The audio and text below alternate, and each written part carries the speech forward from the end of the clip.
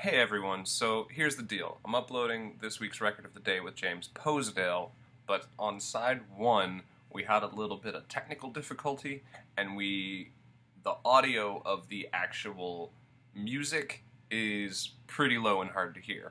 But that's okay, because James and I talk so much, you wouldn't be able to hear it anyway.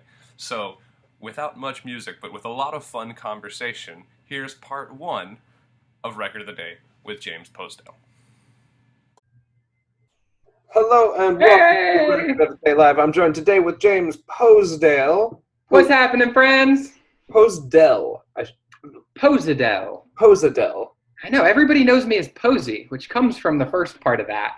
But no, the first name or last name is Posedel. Who started Posey? Curiously. Yeah, so actually you can see him behind me in that picture. That's a picture of the first ever band I played in. It was a trad jazz band called the Lowdown Sires. And our trumpet player named you probably danced to us before. We played a bunch of dance events. Our trumpet player Mick Glasgow started calling me Posey after like our third year playing, and I hated it. I couldn't stand it. Wolverine claws? No, Sideburns? we called him Chops. That was Brian Foster. He had big old pork chops on the side. That was that same band though, right? Same exact band. Yeah. Okay, I remember you guys. You guys were great. Thank you, man. We no longer exist, but we all still play together in various forms. Yeah. That happens.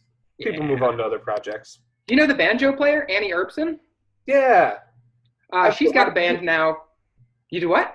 I've played with her with you. Oh, hot damn. Like a couple months ago. Yeah. Yeah. She's got a band she just opened up called the Shortcake Strutters. So a bunch of us Lowdown Sires folks play in that band now. Oh, cool. Lots of trad jazz, too.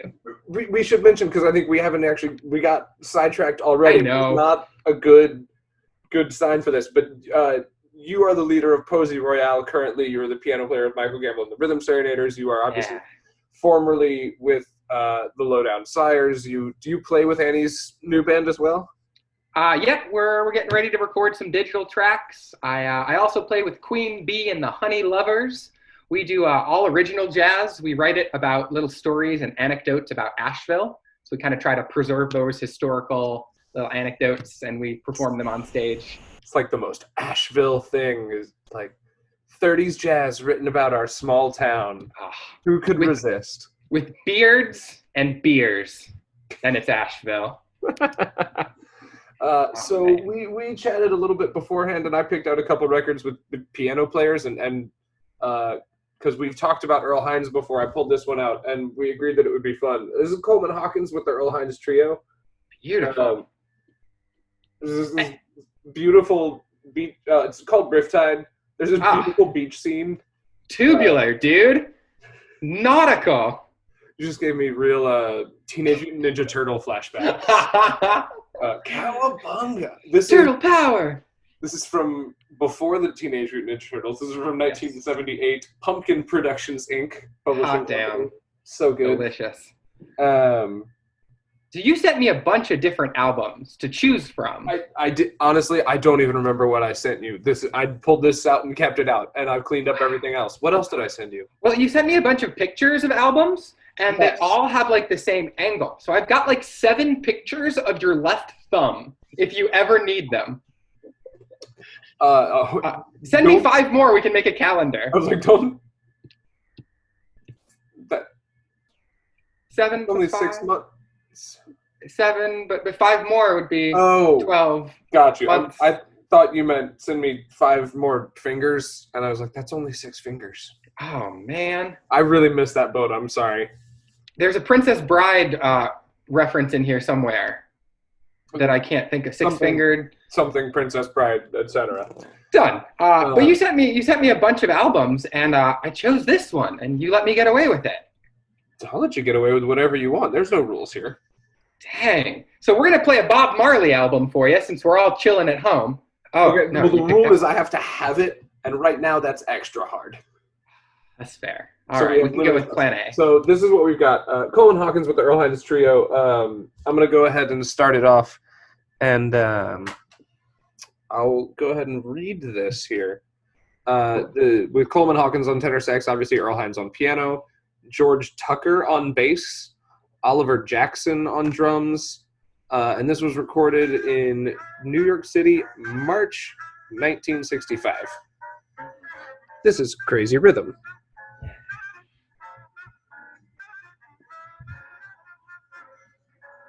And this is 9 minutes long.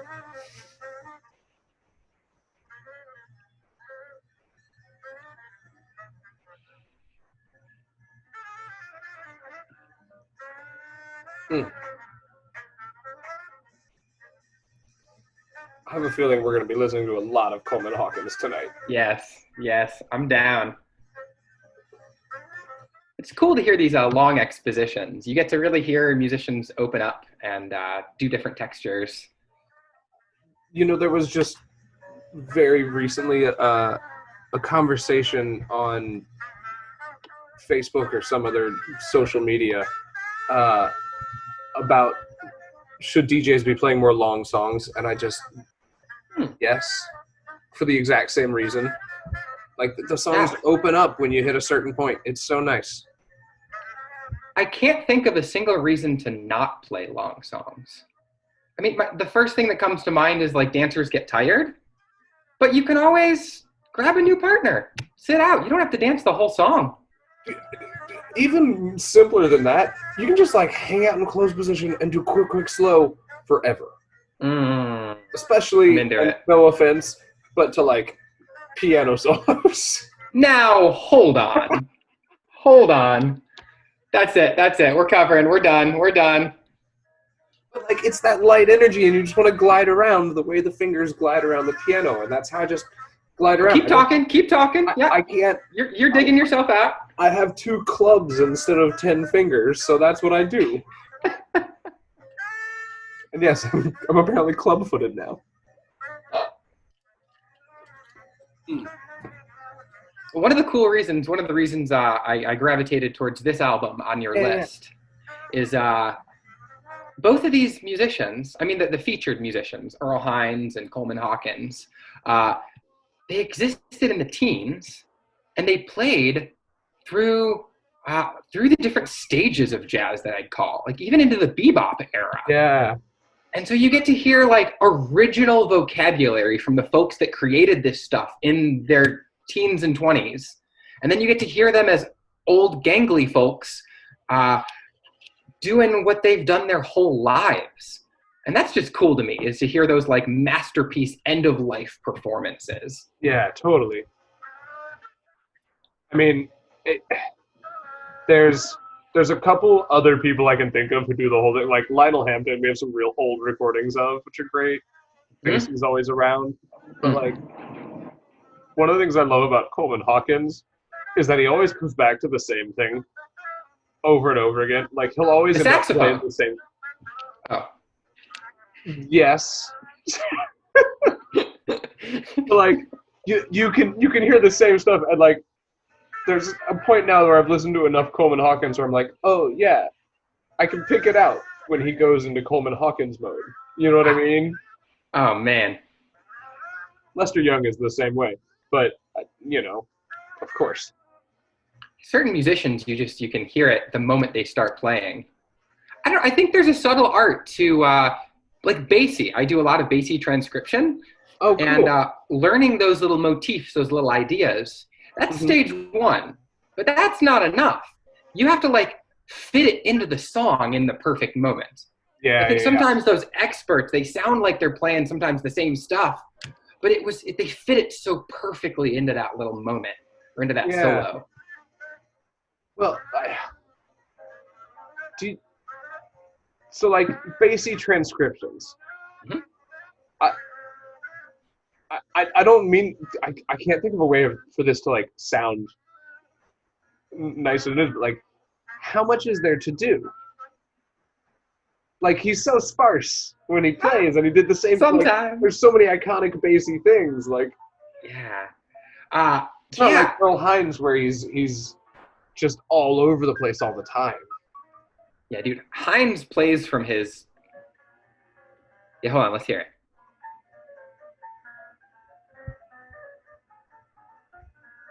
He plays from his appendix. Like it's not even the heart. It just always new ideas with Hines. And it's like, okay, he does something amazing to me, which is keep incredible left hand time while letting his right hand almost drift behind.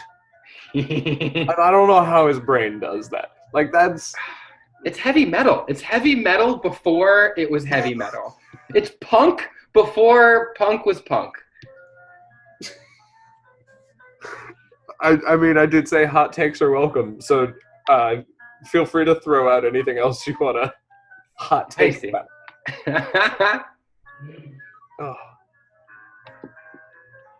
Going back to Basie, though.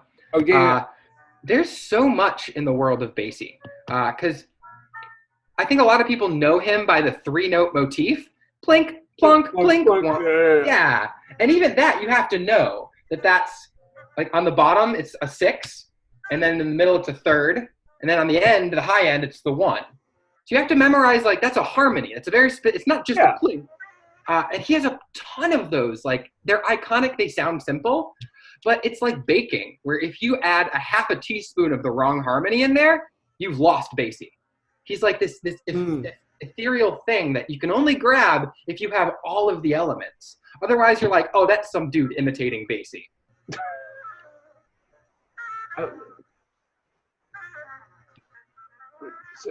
Like, when you say a half a teaspoon of baking powder are you meaning like adding a 7th on it, or a 9th, or like moving a note? Like, what do you sometimes it's moving a note, but sometimes it's hitting it in the wrong, like Basie level 2 is in the right rhythm. It's where does that plunk, where does that plink plonk go?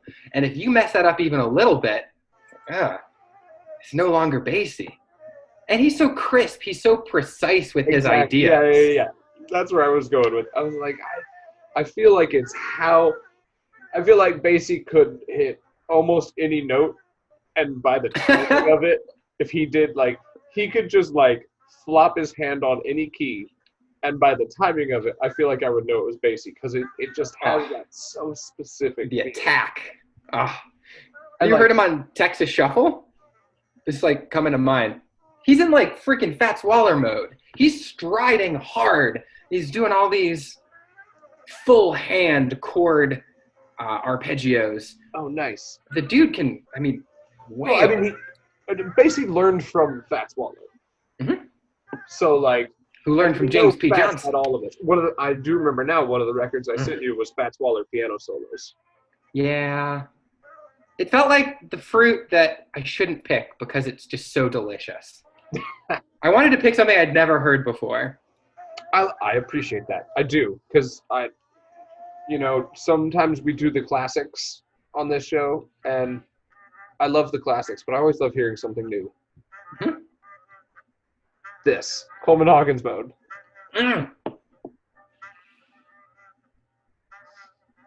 He's like, cool, I'm just going to chill here.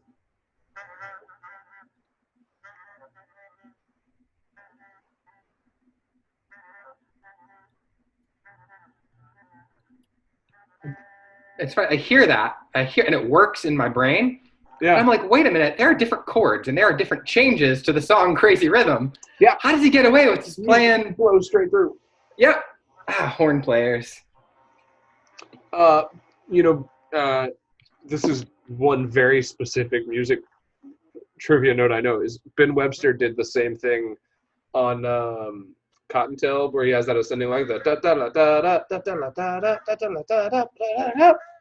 and basically it doesn't follow the chords like very specifically, but Jimmy Blanton on bass just holds a B flat the whole time, and it works because it's just got this one bass note the whole time while Ben Webster's working his way up. Oh, good It's God. like that brilliant moment of listening where you're like, yes, I know what to do here.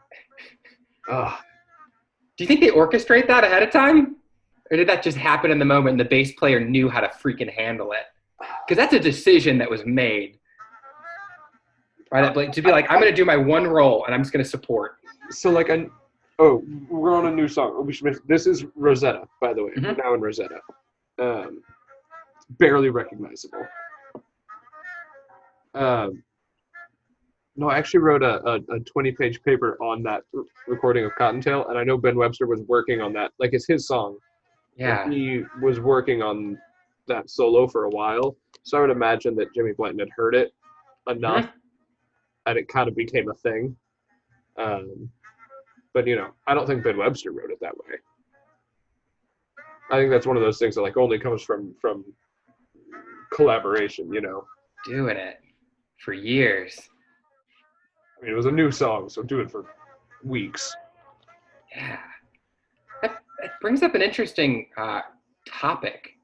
And I've had this conversation with a couple folks in the Serenaders, like Jonathan Stout and Gordon Howe and Michael, about like transcribed solos versus the podcast. Oh yeah, get them all, but not in the same room. No, this is But like, how much of a solo like is in this genre, like specifically swing and like swing in the 30s and 40s? How much of it can be orchestrated ahead of time, solo-wise and intro-wise? Yeah, I listen to like bassy takes, 1, 2, 3, 4, and a lot of the Benny Goodman, like take 1, take 2, take 3, and so many of those solos, 70% of it is the same idea, the same contour. Well, oh gosh, I have two thoughts on this. Firstly, I read a Glenn Miller book, actually, and it was fascinating, and I didn't think I'd be that into Glenn Miller, but I really was.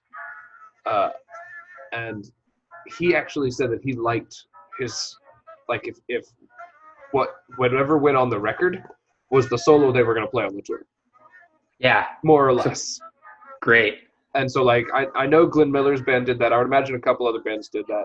I know, like, Ben Webster's solo on Cottontail became iconic, so he had to do it all the time. There's Illinois Jacket on Flying Home, the same kind of thing. Yeah. It's all saxophones. I don't know. or even Basie's opening on 1 O'Clock Jump. Mm-hmm.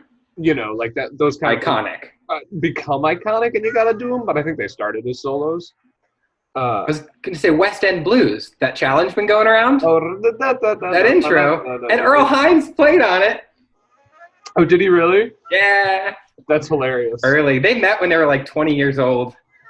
It's amazing how many, all of these just like legends just intertwined all at the same time.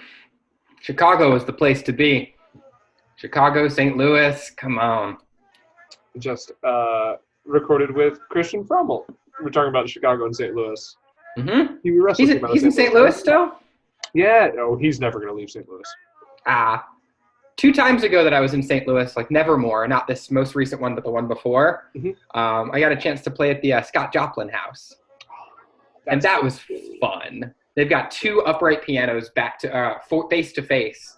And then 2 piano players they have play 4-hand rags. So you're playing back to back, or you're playing face to face? Teeth to teeth. So I guess the piano players' backs are to each other. The piano's teeth, yeah. The pianos make a hallway. Exactly. Got it. Yeah. So you could potentially play both. If you had really, really, really long arms, they're all the way across the room from each other. Yeah. We haven't really talked about this record at all. I know. This is what happens when we get chatterboxes on the show. We just chatter. Monster.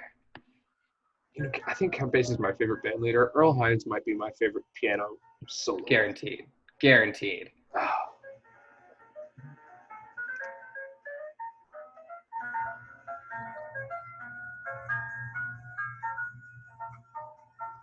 I'm also a suckler for chordal melodies. Or like chordal solos. Yes. That.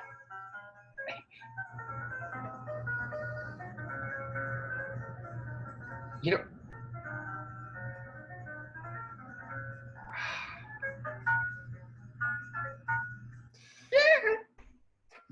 I'm just going to be dancing over here to the podcast. I hope that's okay. See, okay, wait. That was that bump, bump, bump. He did. Yes, it was a 3-note motif. He did it. Yes. But it didn't feel like Basie. No. It was the same way rhythm, harder, way more and energy. the same count, and from my ears, the same harmony, but it did not feel like Basie doing it. Ha! Was it the same harmony? I thought it might have been a little different. I heard him do a thing that Teddy Wilson does, or I guess Teddy Wilson does a thing he does, which is just play a freaking whole note in the bass. Oh. 1, 2, 3, 4, and it's just one note, and he always catches it. He never loses the rhythm, and he'll catch it with one note down there as just a whole note. Who needs stride? You just whole note it every time. Does he still get the chord on top with the rest of the hand? Just hold it with the pinky? Sometimes he does. Sometimes he lays down the whole chord as a whole note. Oh, just he's not doing a weep bong, weep bong, weep bong. He just hits bong, bong. Oh, cool. Yeah. Actually, I feel like I can now that you say that, I can like kind of hear Teddy Wilson's left hand doing that while his right hand does noodly stuff. Think of almost any Teddy Wilson intro that you've heard. Guaranteed he does it. Benny Goodman trio stuff, or he doesn't really do. Oh yeah, he does his own trio. He's not featured a ton in his orchestra, is he? No, which is kind of surprising. That's surprising, but yeah. Some band leaders put themselves up front. Some band leaders hang out in the back. Hey, it's a lot of work to lead a band. It is. Speaking of leading a band, one of the things that bands often do, and when they have songs that they like to play, is they like to record them and release them for the public. No. And as a band leader, I happen to be on the inside loop that you might have taken on one of these projects quite recently. Oh man! Not only as a band leader. Segue. Man, you were supposed to be my drummer. I was. Beautiful segue. And we missed it by a day. Yeah, we had terrible timing. I, due to extenuating circumstances, I was not able to make it down and join you. If we had done it 2 weeks earlier, it would have been no problem. If we'd done it 4 days early, who knows if it would have been a problem. But we wouldn't have gotten in trouble. That's fair. But yeah, I have recorded a 13-track album. Full length in a place called the Eagle Room up here in Weaverville. This is with my band, Posey Royale. In where? In Weaverville, North Carolina. It's just like 5 miles north of Asheville.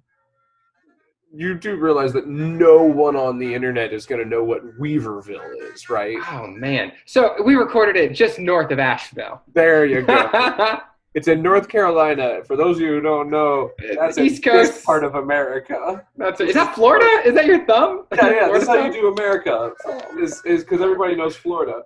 Wow. North Carolina is just like, your pointer finger at the wrist bone. Oh my God. Do you know how you do Europe? What? Oh, what is happening? That's Italy. That's the boot. And that's about all I got for Europe.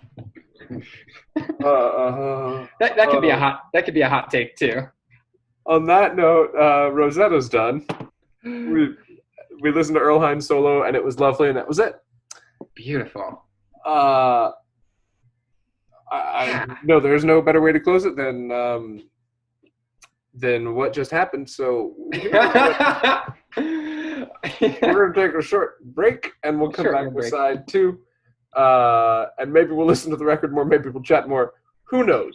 But anyway, this has been fun so far. I can't wait till the second half.